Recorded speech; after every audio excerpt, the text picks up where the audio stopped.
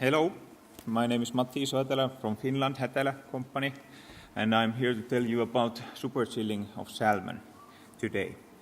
And let's go on to the description. What is theory behind subchilling or supercooled salmon?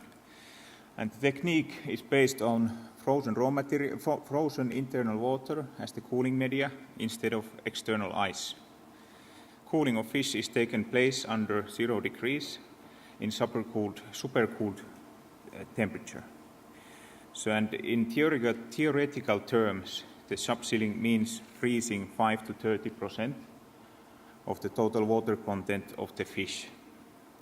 And the target temperature varies slightly between fish species. For salmon, the optimum temperature is minus 1.2 to minus 1.5 degrees, where these small ice crystals forms inside the fish and doesn't damage the cells. And the super chilled fish is then packed and transported without any ice.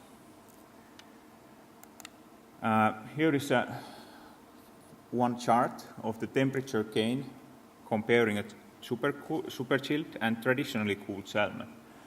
And the blue line is the temperature profile of the subchilled salmon, and the red is the traditional, and as well the ambient temperature of the transporting and cooling storage. So as you can see, you will get under minus 1 degrees almost 3 days, and then the slowly temperature rises on both of the fishes. And basically here is another chart which is telling about trout, subchilled trout, which were transported in containers and also EPS boxes. And here you can see the storage time is up to 8 days in a well under minus 1.0 degrees.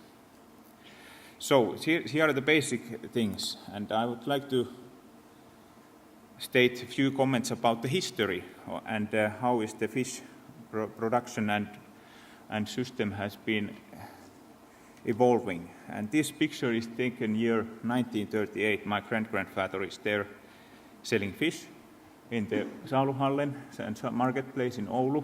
And since then, machine has introduced to fish processing, and fish business has turned it into much more global.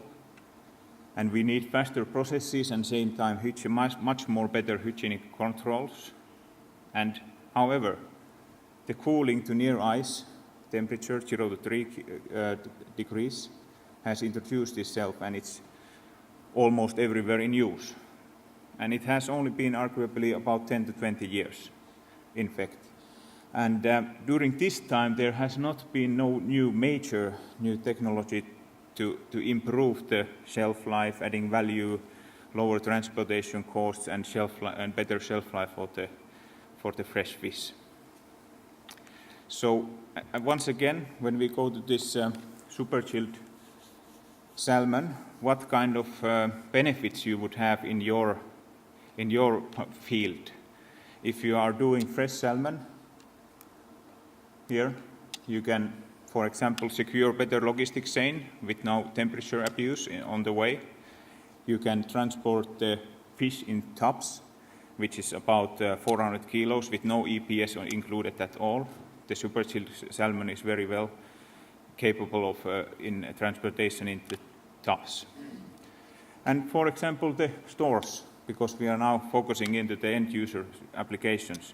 In stores, the fresh fish has a really major problem to have write-offs.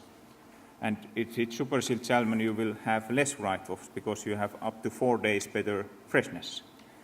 You will get also new products, and you gain more distant markets. By air freight, you can take your product to everywhere in the world, but always the freshness is the key element of all these logistic chains. And I would like to show you one video now, which is actually real-life handling of the super chilled salmon. We have made large-scale tests from them, and do you have the other video? Okay.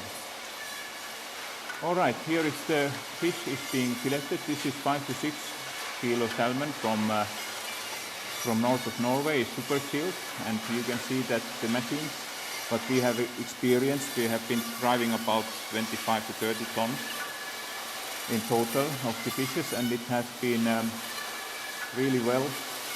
The machines are working very well. You can see that there is no jammings or there is no effects on the Superchilling. Instead of it's running much more smoothly. Here is a really good video clip about right hand side. You can see the subchilled salmon, and the people doesn't have so much handwork included for fixing up the fillet. And in the left side there is a lot of hand filleting and trimming included. And every time one people is taking hand filleting some part of the fillet away, you will lose a lot of yield. Then again, the pin bone removal, it has been really amazing to see how good the Superchilled salmon is for the pin bone quality. You can even see the holes in the fillets, so you will not have any gaping at all. And here is some comparison of the traditional fillet versus Superchilled in the right. And you can see the elasticity and pressure test. It's much more better controlling when the fish is subchilled. And for salmon, the best, the good results has been gathered when not freezing more than 10 to 20% of the fish water content. And these fishes that we have been driving, they have been about, the fillet temperature has been about -1 to -1.2 degrees, which seems to be good for the fish itself. Okay. Also, if you are part of doing fresh salmon fillets, I think the best and the most important issue is to have a raw material more fresh. You will have better cuts and less gaping, and it means better yield. If you are doing hot smoking, you don't have to make no changes to cooking yield. You will get premium products and opt in for frozen raw material. And here is the introducing value for your customer as a supplier. For supplier, we think that the key facts are that it will not only improve the quality of the product, but it will also improve the safety of the product. It offers better service level, optimal pin bone quality, better yield, and your lead time to order to delivery is going to be much more better because you have a more fresher salmon. You can make new products and you can make improved profitability. And we also thought that what are the consumers' benefit of the Superchilled salmon. And these are, of course, these kind of like megatrends also at the moment, that consumer needs lower carbon footprint in the fresh fish logistics. You don't need to have any ice on board the boxes or the tubs. And here is also the sustainable way to decrease the packing material and considerable rationalization of transport costs by effective logistics. And here is one sentence from the what kind of amounts we are talking about. Challenges are, of course, that for Superchilling at the moment, since it's quite new technology, is the development of the ice crystals during subchilling and storage. That's the greatest challenge. And how to impact on does this ice crystals affect on the quality of the product. Then to convince the market that the fish is chilled, subchilled, not frozen. Challenges of this raw material, which is constantly changing in the time years, fall, summer, winter. During these changes, you have to have enough capacity in your subchilling cooling devices and the machines, because sometimes you need much more than in, for example, winter time. And expectations of the consumers carrying fish without ice. But the traditional chain in the fresh fish fillets and whole fish is so vulnerable for so much temperature abuse, and it has by using superchilled fish, you will gain this security in this chain, logistic chain.